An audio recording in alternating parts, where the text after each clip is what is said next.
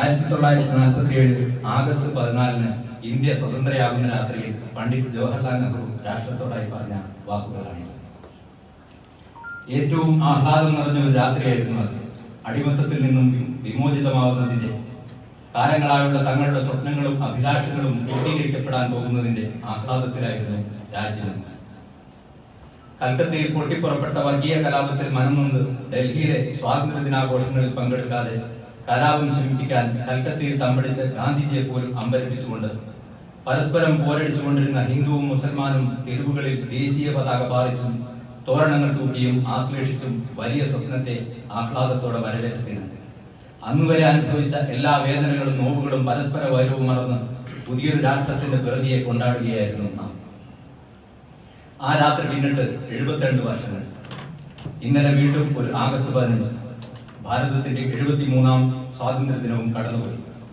അന്ന് നിറഞ്ഞ പ്രത്യാശയോടെ ആഹ്ലാദ നൃത്തം ചവിട്ടിയവരിൽ ആരെങ്കിലും ഒരാൾ ഇന്ന് ഈ സദസ്സിൽ ഉണ്ടായിരുന്നുവെങ്കിൽ നമ്മുടെ അദ്ദേഹം സംസാരിക്കുക ഏറ്റവും സംതൃപ്തനായ ഒരാളുടെ വാക്കുകളിലോ അതോ നിരാശയുടെ തകർച്ചയിൽ വീണുപോയ ഒരു മനുഷ്യനായിരുന്നു.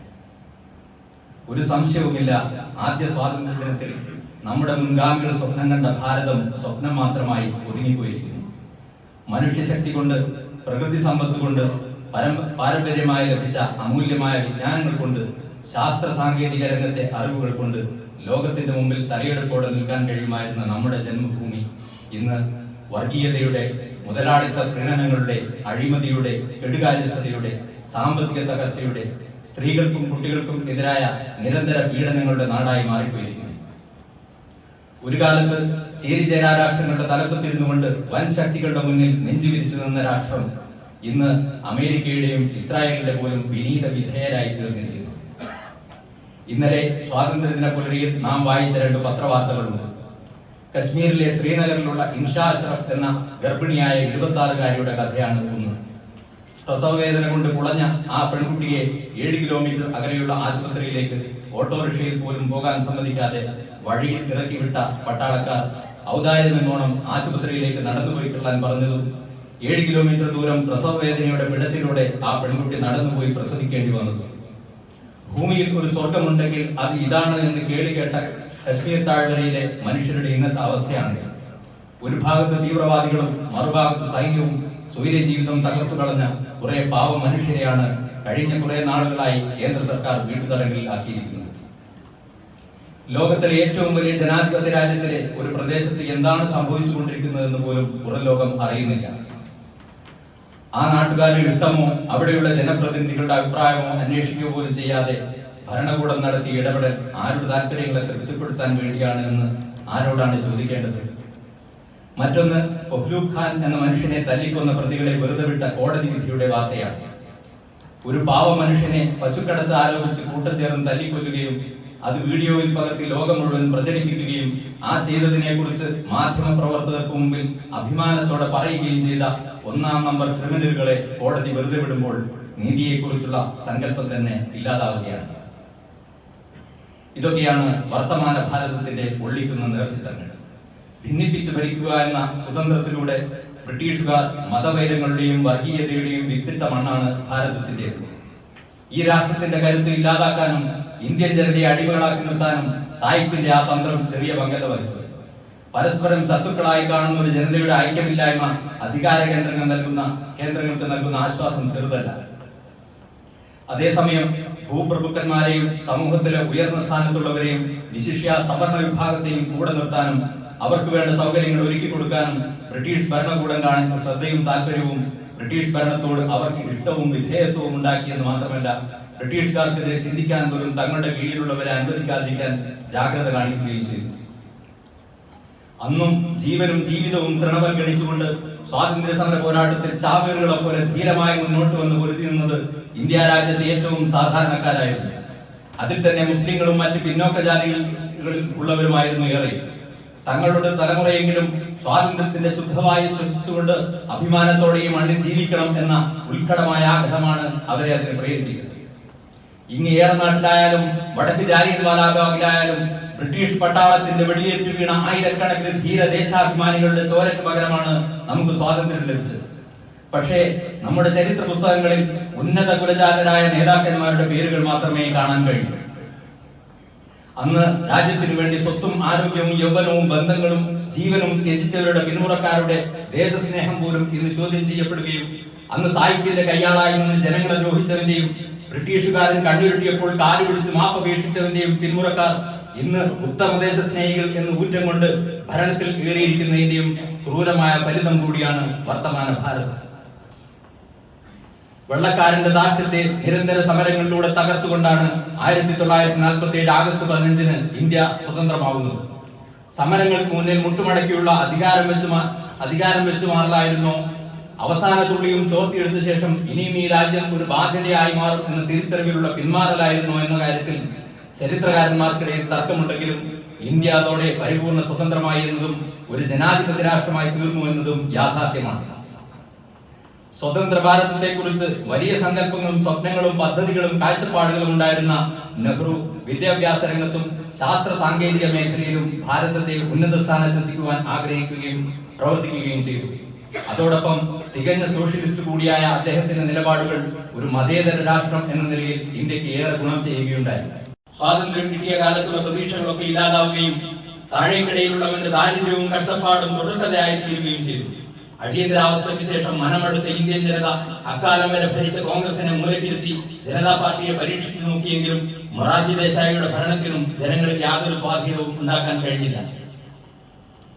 വീണ്ടും ഇന്ദിരയിലും അത് കഴിഞ്ഞ് രാജീവ് ഗാന്ധിയിലും തുടർന്ന് വി പി സിംഗും ചന്ദ്രശേഖറും ദേവഗൌഡയും മൻമോഹൻ സിംഗും എല്ലാമായി മാറി പരീക്ഷിച്ചും ഒടുവിൽ ഇന്ത്യ രാജ്യം കഴിഞ്ഞ 2 തെരഞ്ഞെടുപ്പുകളിലൂടെ ഭാരതീയ ജനതാ പാർട്ടിയുടെ ഭരണത്തിന് കീഴിലാണ്. സ്വതന്ത്ര ഭാരതം കടന്നുപോയ ഭരണകൂടങ്ങളുടെ ഒരു രത്ന ചുരുക്കമാണ്. ചർച്ച ചെയ്യാനുള്ളത് വർത്തമാന ഭാരതത്തെ കുറിച്ചായതുകൊണ്ട് തന്നെ നിലവിലെ ഇന്ത്യൻ ഭരണകൂടത്തെ കുറിച്ചും ആ ഭരണകൂടത്തെ നയിക്കുന്ന രാഷ്ട്രീയ പാർട്ടിയെ കുറിച്ചും നിലപാടുകളെ കുറിച്ചും അവരുടെ ചരിത്രത്തെ കുറിച്ചും അല്പമൊന്ന് പറയേണ്ടതുണ്ട്. പേരുകൊണ്ട് ഭാരതീയ ജനതാ പാർട്ടി എന്നാണെങ്കിലും ഹിന്ദുത്വ എന്ന ഒരേ ഒരു അജണ്ടയിൽ ഊന്നി പ്രവർത്തിക്കുന്ന BJP എന്ന രാഷ്ട്രീയ പാർട്ടിക്ക് മതേതര ജനാധിപത്യ രാഷ്ട്രമായ ഇന്ത്യയിൽ എങ്ങനെ ഇത്രയും മൃഗീയ ഭൂരിപക്ഷം നേടി അധികാരത്തിലെത്താനായി എന്ന് ചിന്തിക്കേണ്ടതുണ്ട്. ശാസ്ത്ര കാര്യങ്ങളെ പോലും പുരാണങ്ങളെയും ഇതിഹാസങ്ങളെയുമായി ബന്ധപ്പെട്ട് സംസാരിക്കുന്ന മന്ത്രിമാരും ബഹിരാകാശ പേടകം വിക്ഷേപിക്കുന്നിടത്ത് പോലും ആദരവോടെ ക്ഷണിക്കപ്പെടുന്ന സദ്ഗുരുമാരുമൊക്കെയായി മതേതര രാജ്യം ഹിന്ദുത്വയിലേക്ക് ചുരുക്കപ്പെടുന്നത് നിശബ്ദം നോക്കി നിൽക്കേണ്ടി വരികയാണ് സമൂഹം. 19ാം നൂറ്റാണ്ടിന് മുമ്പ് ഇന്ന് കാണുന്നത് പോലെ ഏകീകൃത രൂപമുള്ള ഹിന്ദുമതം തന്നെ ഉണ്ടായിരുന്നില്ല എന്നാണ് ചരിത്രകാരന്മാരുടെ അഭിപ്രായം. സ്വാമി ദയാനന്ദ സരസ്വതിയാണ് ആര്യാവർത്തം എന്ന് ഭാരതത്തിന്റെ അതിരുകളെ തന്റേതായ രീതിയിൽ നിർവചിക്കുന്നതും സത്യാർത്ഥ പ്രകാശ് എന്ന ഗ്രന്ഥത്തിലൂടെ ഹിന്ദുമതത്തെ വ്യാഖ്യാനിക്കുന്നത്. തുടർന്ന് വന്ന ബ്രഹ്മസമാജ്, പ്രാർത്ഥനാ സമാജ്, സത്യശോധക് സമാജ് എന്നിവയുടെ പ്രവർത്തനങ്ങളിലൂടെ 19ാം നൂറ്റാണ്ടിന്റെ അവസാനത്തോടെ ഭാരതത്തിൽ ഹിന്ദുമതം ഏറെക്കുറെ ഏകശിലാരൂപമുള്ള മതമായി തീർന്നു. ശൈശവ വിവാഹം പോലുള്ള അനാചാരങ്ങളെ എതിർത്ത് നിയമം കൊണ്ടുവന്ന ബ്രിട്ടീഷുകാർക്കെതിരെ ബാലഗംഗാധര തിലക് അടക്കമുള്ള ഹൈന്ദവ നേതാക്കൾ ശക്തമായി ചെറുക്കുന്നുണ്ട്. ബ്രിട്ടീഷുകാർക്കെതിരെ നിരന്തരമായി കൊല്ലിക്കൊണ്ടിരുന്ന മുസ്ലിങ്ങളെ ഹിന്ദുക്കൾക്കെതിരെ ഇളക്കിവിട്ട ബ്രിട്ടീഷുകാരുടെ കുതന്ത്രത്തിന്റെ ഫലമായി 1893 ബോംബെയിൽ നടന്ന ഹിന്ദു മുസ്ലിം ലഹളയെ തുടർന്ന് ബ്രിട്ടീഷുകാർ മുസ്ലിങ്ങളെ സംരക്ഷിക്കുകയാണെന്ന് പ്രചരിപ്പിച്ചുകൊണ്ട് മുസ്ലിങ്ങൾക്ക് സർക്കാർ കൂടെയുണ്ടെന്നും ഹിന്ദുക്കൾക്ക് ആരുമില്ലെന്നും ബ്രിട്ടീഷുകാർക്കെതിരെയുള്ള സമരം ഹിന്ദുക്കളുടേതാണെന്നും ഹിന്ദു നാഷണലിസം ഉണർത്തുകയാണ് സ്വാതന്ത്ര്യത്തിലേക്കുള്ള ഏക വഴിയെന്നുമുള്ള വിചിത്രമായ തത്വശാസ്ത്രം നിർമ്മിച്ചുകൊണ്ട് ബാലഗംഗാധര തിലകും ലാലാ ലജപത് റായും അരവിന്ദ് ഘോഷും അടക്കമുള്ള നേതാക്കൾ ഹൈന്ദവ ഉത്സവങ്ങളെ ഹിന്ദു നാഷണലിസം കുത്തിവെക്കാനുള്ള ഇടമാക്കി മാറ്റി. ബോംബെ ലഹള കഴിഞ്ഞ് 2 മാസത്തിന് ശേഷം വന്ന ഗണേശോത്സവം അതിനുള്ള ഉദ്ഘാടന വേദിയായി. ആര്യ സമാജിനെ പോലെ സാത്വിക ഭാവമുള്ള സംഘടനകൾ സ്വാതന്ത്ര്യ സമരമുഖത്ത് പ്രവർത്തിക്കാൻ താല്പര്യം കാണിക്കാതിരിക്കുകയും പകരം തീവ്ര സ്വഭാവമുള്ള ശബേക്കർ club, Shivaji club, Mazzini club, Abhinav Bharat Mandal തുടങ്ങിയവ രംഗത്ത് വരികയും ചെയ്തു. ഇങ്ങനെയൊക്കെയാണ് തികച്ചും വർഗീയതയിലും മുസ്ലിം വിരോധത്തിലും അധിഷ്ഠിതമായ ഹിന്ദുത്വ സംഘടനകളുടെ ബീജാഭാവം. തീവ്ര സ്വഭാവമുള്ള ഒരു രാഷ്ട്രീയ കക്ഷിയായി 1915 സ്ഥാപിതമായ അഖില ഭാരത ഹിന്ദു മഹാസഭ പ്രധാനമായും ഊന്നൽ നൽകിയത് മുസ്ലിം വിരോധത്തിലായിരുന്നു. ആൻഡമാൻ ജയിലിൽ നിന്ന് മാപ്പ് പറഞ്ഞ് തിരിച്ചു വന്ന സവർക്കർ ഹിന്ദു മഹാസഭയുടെ പ്രവർത്തനങ്ങളിൽ വ്യാപൃതനായി. വ്യക്തിപരമായ ഹൈന്ദവ രീതിയിലുള്ള ജീവിതചര്യകൾ പിന്തുടരാത്ത ഏറെക്കുറെ യുക്തിവാദി പോലുമായിരുന്ന സവർക്കർ തന്റെ രാഷ്ട്രീയ ലക്ഷ്യത്തിനു വേണ്ടി ഹിന്ദുമതത്തെ ഉപയോഗിക്കുകയായിരുന്നു. ജിന്നയും ഈ കാര്യത്തിൽ ഏറെ വ്യത്യസ്തനായിരുന്നില്ല. സവർക്കറിൽ നിന്ന് പ്രചോദനം ഉൾക്കൊണ്ടാണ് കേശവ് ബൽറാം ഖഡ്ഗേവർ 1925 RSS എന്ന അരാഷ്ട്രീയ സംഘടനയ്ക്ക് തുടക്കമിടുന്നത്. 1940 RSS നേതൃത്വം ഏറ്റെടുത്ത മാധവ് സദാശിവ് ഗോൾവാൾക്കർ തന്റെ മുസ്ലിം വിരോധം ഒരിക്കലും മറച്ചുവെച്ചില്ല. ജർമ്മനിയെയും ഹിറ്റ്ലറെയുമായിരുന്നു അദ്ദേഹം മാതൃകയാക്കിയത്. നെഹ്റുവിന്റെ മുസ്ലിങ്ങളോടുള്ള ചായ്വിനോടുള്ള പ്രതികാരമായി തനി ഹൈന്ദവ പക്ഷപാതിയായ പുരുഷോത്തം ദാസ് ഖണ്ഡനെ പ്രസിഡന്റായി തിരഞ്ഞെടുത്ത കോൺഗ്രസിൽ അക്കാലത്തും കടുത്ത ഹൈന്ദവ വർഗീയ ലോബി ഉണ്ടായിരുന്നു. ഗാന്ധി വധത്തിന് മുമ്പ് വരെ സർദാർ വല്ലഭായ് പട്ടേൽ അടക്കമുള്ള കോൺഗ്രസിലെ യാഥാസ്ഥിക വിഭാഗം ഹിന്ദു മഹാസഭയെയും RSSനെയും അവരുടെ നയങ്ങളിൽ വേണ്ടത്ര മാറ്റം വരുത്തിക്കൊണ്ട് കോൺഗ്രസിൽ ലയിപ്പിക്കാം എന്ന വ്യാമോഹം പോലും വെച്ച് പുലർത്തിയിരുന്നു അത്രേ. 1950 പട്ടേലിന്റെ മരണശേഷം ടണ്ടൻ രാജിവെക്കുകയും ശ്യാമപ്രസാദ് മുഖർജി മന്ത്രിപദം വിട്ട് ജനസംഘം രൂപീകരിക്കുകയും ചെയ്തു. ഹിന്ദു മഹാസഭ ക്രമേണ ഇല്ലാതാവുകയും രാഷ്ട്രീയ കക്ഷിയായ ജനസംഘം കൂടെ RSSും പ്രധാനമായും ഉത്തരേന്ത്യൻ ഭൂമികയിൽ പ്രവർത്തനം സജീവമാക്കുകയും ചെയ്തു. അടിയന്തരാവസ്ഥ കാലത്തെ കോൺഗ്രസിനോടുള്ള പ്രതിഷേധമാണ് വീണ്ടും പൊതുസമൂഹത്തിൽ ജനസംഘിനും RSSനും സ്വീകാര്യത ഉണ്ടാക്കുന്നത്. പിന്നീട് നടന്ന തെരഞ്ഞെടുപ്പിൽ ജനസംഘ് ജനതാ പാർട്ടിയുടെ സഖ്യകക്ഷിയായിരുന്നു. ശേഷം ഇവരെല്ലാം കുറഞ്ഞ കാലം കൊണ്ട് തന്നെ ഭാരതീയ ജനതാ പാർട്ടിയായി അവതരിച്ച് ഇന്ത്യൻ രാഷ്ട്രീയത്തിലെ നിർണായക ശക്തിയായി മാറിയത് സമീപകാല ചരിത്രം. ചുരുക്കി പറഞ്ഞാൽ യാദൃച്ഛികമായി സംഭവിച്ച ഒന്നല്ല നിലവിലുള്ള ഇന്ത്യൻ ഭരണകൂടത്തിന്റെ അധികാരാരോഹണം. പതിറ്റാണ്ടുകളോളം ഗ്രൗണ്ട് വർക്ക് ചെയ്താണ് അവർ ഈ സ്ഥാനത്ത് എത്തിയത്. ഇന്ത്യൻ രാഷ്ട്രീയത്തിന്റെ മുഖ്യധാരയിൽ സംഘപരിവാർ ശക്തികളെ സ്വീകാര്യരാക്കുന്നതിൽ കോൺഗ്രസ് അടക്കമുള്ള മുഖ്യധാരാ രാഷ്ട്രീയ കക്ഷികളും തങ്ങളുടേതായ പങ്ക് വഹിച്ചിട്ടുണ്ട് എന്നത് ഒരു യാഥാർത്ഥ്യമാണ്. രാഷ്ട്രീയ നിരീക്ഷകർ പോലും പലപ്പോഴും അതിശയത്തോടെ പറയുന്ന ഒരു കാര്യമാണ് BJP നിലവിൽ വന്ന ശേഷം 1984 ആദ്യമായി നടന്ന ലോക്സഭാ തെരഞ്ഞെടുപ്പിൽ കേവലം 2 സീറ്റുകൾ മാത്രമായിരുന്നു ലഭിച്ചത് എന്ന്. ഇന്ദിരാഗാന്ധിയുടെ മരണത്തെ തുടർന്ന് നടന്ന ആ തെരഞ്ഞെടുപ്പിൽ കോൺഗ്രസ് 404 സീറ്റുകൾ നേടിയെങ്കിലും 2 സീറ്റ് ലഭിച്ച BJPക്ക് അന്നും 8% വോട്ടുകൾ ലഭിച്ചിരുന്നു. വോട്ടിംഗ് ശതമാനം പരിശോധിച്ചാൽ അന്ന് ഏറ്റവും അധികം വോട്ട് ലഭിച്ച രണ്ടാമത്തെ കക്ഷിയാണ് BJP. ഇന്ദിരയുടെ മരണത്തെ തുടർന്നുള്ള സഹതാപ തരംഗത്തിലും ഇത്രയും ഉറച്ച വോട്ടുകൾ നേടാൻ ആ പാർട്ടിക്ക് ആയെങ്കിൽ മുസ്ലിം വിരോധം മുഖ്യ അജണ്ടയാക്കി കാലങ്ങളായുള്ള പ്രവർത്തനം കൊണ്ടാണ് സാധിച്ചത് എന്ന് മനസ്സിലാക്കണം. കോൺഗ്രസ് ദുർബലമായി തുടങ്ങുകയും പ്രാദേശിക കക്ഷികൾ അല്ലാതെ ദേശീയ സ്വഭാവമുള്ള ഒരു രാഷ്ട്രീയ പാർട്ടിയുടെ ശക്തമായ സാന്നിധ്യം ഇന്ത്യൻ രാഷ്ട്രീയത്തിൽ ഇല്ലാതിരിക്കുകയും ചെയ്ത സന്ദർഭത്തിൽ ആണ് മണ്ഡൽ സമരത്തിലൂടെ മുന്നോക്ക വിഭാഗങ്ങളുടെ പിന്തുണ ഒന്നുകൂടെ ഉറപ്പിച്ചും ബാബരി മസ്ജിദിന്റെ തകർച്ചയിൽ എത്തിച്ച രാമജന്മഭൂമി വിഷയത്തിലൂടെ ഉത്തരേന്ത്യൻ ഹിന്ദു ജനതയുടെ അംഗീകാരം നേടിയും BJP ക്രമേണ അധികാരത്തിലേക്ക് പ്രവേശിക്കുന്നത്. വാജ്പേയി അധികാരത്തിൽ വന്ന കുറഞ്ഞ കാലം കൊണ്ട് തന്നെ ഉദ്യോഗസ്ഥ തലം മുതൽ സൈനിക രംഗത്ത് വരെ കാവ്യ അനുകൂലികളെ നിർണായക സ്ഥാനങ്ങളിൽ ഇരുത്താൻ ആ പാർട്ടിക്ക് സാധിച്ചു.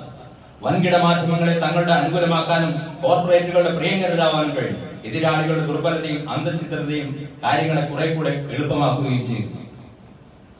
മൻമോഹൻ സിംഗ് സർക്കാരിന്റെ കെടുകാര്യസ്ഥതയും അഴിമതിയും ചൂണ്ടിക്കാട്ടിയാണ് മോഡി ഗവൺമെന്റ് ആദ്യമായി അധികാരത്തിൽ വരുന്നത്.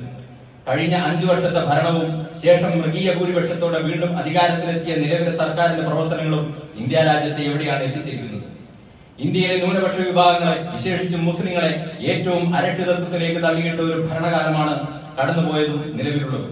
പശുവിന്റെ പേരിൽ ജയ് ശ്രീരാം വിളിക്കാത്തതിന്റെ പേരിൽ പ്രത്യേകിച്ച് കാരണമൊന്നുമില്ലാതെ ആൾക്കൂട്ടക്കൊലകൾക്ക് വിധേയമാവേണ്ടി വരുന്ന സമൂഹം. ആസാമിലെ ലക്ഷക്കണക്കിന് മനുഷ്യരാണ് പൗരത്വ പ്രശ്നത്തിന്റെ പേരിൽ നാളെ അഭയാർത്ഥികളായി നാടുവിടേണ്ടി വരിക എന്ന നടുക്കുന്ന നേരിന് മുമ്പിൽ രാഷ്ട്രം ഇപ്പോഴും മൗനത്തിലാണ്. പൗരത്വമുണ്ടായിട്ടും തങ്ങളുടെ ജീവനും സ്വത്തിനും യാതൊരു ഉറപ്പുമില്ല എന്ന ഭീതിയോടെ ചിന്തിക്കേണ്ടി വരികയാണ് രാജ്യത്തിന്റെ വിവിധ ഭാഗങ്ങളിലുള്ള മുസ്ലിം ന്യൂനപക്ഷം. രാഷ്ട്രത്തെ കൂട്ടുന്ന കർഷക സമൂഹം കടബാധ്യതകളിൽപ്പെട്ട് ആത്മഹത്യ ചെയ്യേണ്ടി വരികയോ കൃഷി നിർത്തി മറ്റ് ജോലികളിലേക്ക് ഇറങ്ങേണ്ടി വരികയോ വേണ്ട അവസ്ഥയാണ്. ഉൽപ്പന്നങ്ങൾക്ക് വില ലഭിക്കാതിരിക്കുകയും കടം മേൽക്കുമേലേറുകയും ചെയ്യുന്ന പരിസ്ഥിതിയിൽ ആത്മഹത്യയില്ലാതെ എന്താണ് വഴി? ഏതൊക്കെയോ കുത്തകകളെയും ചിങ്കിടികളെയും സഹായിക്കാൻ ഒരു രാത്രിയിൽ ഒറ്റയടിക്ക് കൊണ്ടുവന്ന നോട്ട് നിരോധനം കൊണ്ടുണ്ടായ തകർച്ചയിൽ നിന്ന് രാഷ്ട്രത്തിന് ഇപ്പോഴും കരകയറാനായിട്ടില്ല. ഇതോടൊപ്പം തന്നെ മതിയായ ആലോചനയില്ലാതെ നടപ്പാക്കിയ GST ചെറുകിട വ്യാപാരികളുടെയും വ്യവസായികളുടെയും മാത്രമല്ല വൻകിട കച്ചവടക്കാരുടെയും നട്ടലൊടിച്ചു കളഞ്ഞു. രാഷ്ട്രത്തിന്റെ സാമ്പത്തിക നില അങ്ങേയറ്റം തകർച്ചയിലാണ് എന്ന വാർത്തകൾ വരുമ്പോഴാണ് 5 ട്രില്യൺ സമ്പദ് വ്യവസ്ഥ എന്ന സ്വപ്നത്തെക്കുറിച്ച് പ്രധാനമന്ത്രി ഇന്നലെ സ്വാതന്ത്ര്യദിന സന്ദേശത്തിലും വാചാലനായത്. പാഠപുസ്തകങ്ങളിൽ ചരിത്രം തിരുത്തിക്കൊണ്ടും വിദ്യാഭ്യാസ സ്ഥാപനങ്ങളുടെ തലപ്പത്ത് കാവ്യയോടുള്ള വിധേയത്വം മാത്രം യോഗ്യതയായിട്ടുള്ളവരെ നിയോഗിച്ചുകൊണ്ടും വിദ്യാഭ്യാസ രംഗം കാവ്യവൽക്കരിക്കാനുള്ള നീക്കം കൊണ്ടുണ്ടാകാൻ പോകുന്ന ദുരന്തങ്ങളുടെ വ്യാപ്തി ഭാവി ഭാരതം അറിയാൻ പോകുന്നേയുള്ളൂ. ഇന്ത്യൻ ദേശീയ പതാക സമർപ്പിച്ചിരിക്കുന്നത് വനിതകൾക്കാണ്. വർത്തമാന ഇന്ത്യയിൽ പിഞ്ചു കുഞ്ഞുങ്ങളടക്കം സ്ത്രീകൾ നിരന്തരം പീഡിപ്പിക്കപ്പെടുന്നതിന്റെ വാർത്തകൾ ഏറി വരുമ്പോഴും ഭരണകൂടം നിശബ്ദരായിരിക്കുന്ന കാഴ്ചയാണ് പലപ്പോഴും. ദേശസ്നേഹം, ദേശീയത തുടങ്ങിയ വാക്കുകൾ സാധാരണക്കാരനെ പീഡിപ്പിക്കുന്നതായി തീർന്നിരിക്കുന്നു. ഏതാനും മാസങ്ങൾക്ക് മുമ്പ് വരെ തിയേറ്ററിൽ ഇരുന്ന് സിനിമ കാണാൻ പോലും നാം ഭയപ്പെട്ടിരുന്നു. കുഞ്ഞുനാളിൽ സ്കൂൾ വിടുമ്പോൾ നാം ആഹ്ലാദത്തോടെ ഉറപ്പിച്ചൊല്ലിയ ദേശീയ ഗാനം ഏതു നിമിഷവും കൂട്ടം കൂടി മർദ്ദിക്കപ്പെടാനും അപമാനിക്കപ്പെടാനും കാരണമായേക്കാവുന്ന ഒന്നായി മാറിയത് മുതൽ ദേശീയ ഗാനം കഴിയുന്നവരെ നെഞ്ചിടിപ്പോടെ എഴുന്നേറ്റ് നിൽക്കേണ്ടി വന്നവരാണ് നാം. ഒരാളുടെ പേര് മാത്രം മതി ഇന്ന് അയാളുടെ ദേശക്കൂറ് വിലയിരുത്താനും അയൽ രാജ്യത്തേക്ക് അയക്കപ്പെടാനുള്ളവനാണോ എന്ന് തീരുമാനിക്കാനും. എതിര് പറയുന്നവരെ ചന്ദ്രനിലേക്ക് പോലും അയക്കാൻ തയ്യാറായ ഒരു കൂട്ടം ദേശസ്നേഹികളുടെ കയ്യിലാണ് ഇന്ന് നമ്മുടെ രാജ്യം. അതുകൊണ്ട് തന്നെ സ്വാതന്ത്ര്യ ദിനം പോലും പഴയ ആഹ്ലാദമല്ല ഉള്ളിലുണർത്തുന്നത്. ഒരേ സമയം ദേശീയതയും മുസ്ലിം വിരോധവും ഹിന്ദുത്വയും പറഞ്ഞ് വൈകാരികത ഉണർത്തിവിട്ടുകൊണ്ട് അണികളെ കൂട്ടുമ്പോഴും അദാനിയും അംബാനിയും അടക്കമുള്ള കുത്തകൾക്ക് രാഷ്ട്രത്തെ തീരെഴുതി കൊടുക്കുന്ന മട്ടിൽ ഒരു ഭാഗത്ത് കച്ചവടം പൊടിപൊടിക്കുന്നുണ്ട്. ഇവിടുത്തെ പാവപ്പെട്ടവൻ ബാങ്കിലിട്ട പണമെടുക്കാൻ ദിവസങ്ങളോളം പൊരുവേലിൽ ക്യൂ നിന്ന കാലത്താണ് വിജയ് മല്യയും നീരജ് മോഡിയും അടക്കമുള്ള ഭരണകൂടത്തിന് പ്രിയപ്പെട്ടവർ കോടികൾ രാജ്യത്ത് നിന്നും കടത്തിക്കൊണ്ടുപോയത്. തിന്മക്കെതിരെ നിസ്സംഗമായ മൗനത്തിലാണ് പ്രതികരിക്കേണ്ടവരൊക്കെ. ഏതു നിമിഷവും മറുകണ്ഠം ചാടിയേക്കാവുന്ന ജനപ്രതിനിധികളെയും നേതാക്കളെയും പിടിച്ചു നിർത്താൻ പോലും ത്രാണിയില്ലാത്ത പ്രധാന പ്രതിപക്ഷവും സംസ്ഥാനങ്ങളുടെ ഇട്ടാവട്ടത്തിൽ ഒതുങ്ങിയ ഇതര രാഷ്ട്രീയ പാർട്ടികളും ശക്തമായെന്ന് പ്രതികരിക്കാൻ പോലും കഴിയാതെ നിശബ്ദരായി കാഴ്ച കണ്ടുകൊണ്ടിരിക്കുന്നു. അനീതിയെ ചോദ്യം ചെയ്യേണ്ട ചെറുപ്പക്കാരാണ് ഇന്ന് ഏറ്റവും അധികം വർഗീയത വരുത്താൻ സോഷ്യൽ മീഡിയ പോലുള്ള മാധ്യമങ്ങളെ ഉപയോഗിക്കുന്നത്. കുനിയാൻ പറഞ്ഞാൽ മുട്ടിലെഴുതുന്ന അവസ്ഥയിലാണ് ജനാധിപത്യത്തിന്റെ നാലാം തൂണായ മാധ്യമങ്ങൾ. ബ്രിട്ടീഷ് രാജ്യത്തിനെതിരെ നിരന്തരം പൊരുതിയതിന്റെ ഭൂതകാലം അയവിറക്കുന്ന പത്രങ്ങൾ പോലും ഇന്ന് കാവ്യ ഭരണകൂടത്തെ വെള്ളപൂശിയെടുക്കുന്ന തിരക്കിലാണ്. കൂടെ നിന്നാൽ കിട്ടുന്ന പട്ടും വടയും മോഹിച്ച് ഭരണകൂടത്തിന് സ്തുതി പാടുന്ന കവികളും കലാകാരന്മാരും കയറി വരുമ്പോൾ ആ പ്രതീക്ഷയും അസ്തമിക്കുകയാണ്. നാനാത്വത്തിൽ ഏകത്വം കണ്ടെത്തിയ ഏറ്റവും മഹിതമായ പാരമ്പര്യമുള്ള ഒരു രാഷ്ട്രം വെറുപ്പും വിദ്വേഷവും മാത്രം കൈമുതലായ ഒരു കൂട്ടം ആളുകളാൽ നശിച്ചു തീരുമ്പോൾ ആരിലാണ് ഒരു പ്രതീക്ഷ? ഇന്ത്യൻ ജനതയെ ഇന്ന് ഭരിക്കുന്ന വികാരം ഭയം മാത്രമാണ്. പൻസാരയും കൽബുർഗിയും ദാബോൽക്കറും ഗൗരി ലങ്കേഷും ഒരു ഓർമ്മപ്പെടുത്തലാണ്.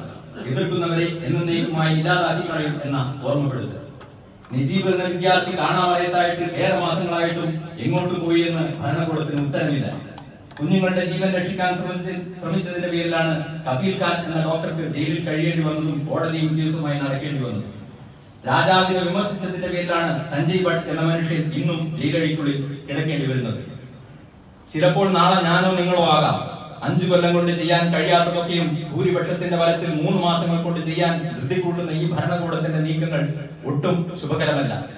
ചിന്താശേഷിയില്ലാത്ത, വർഗീയത മാത്രം കൊണ്ടുകഴിയുന്ന, അടിസ്ഥാന ആവശ്യങ്ങളെക്കാൾ ഇതര മതസ്ഥനെ ഇല്ലായ്മ ചെയ്യുന്നതിന് മുൻഗണന കൊടുക്കുന്ന ഒരു സമൂഹമായി മാറിയ അണികൾ തന്നെയാണ് ധൈര്യം.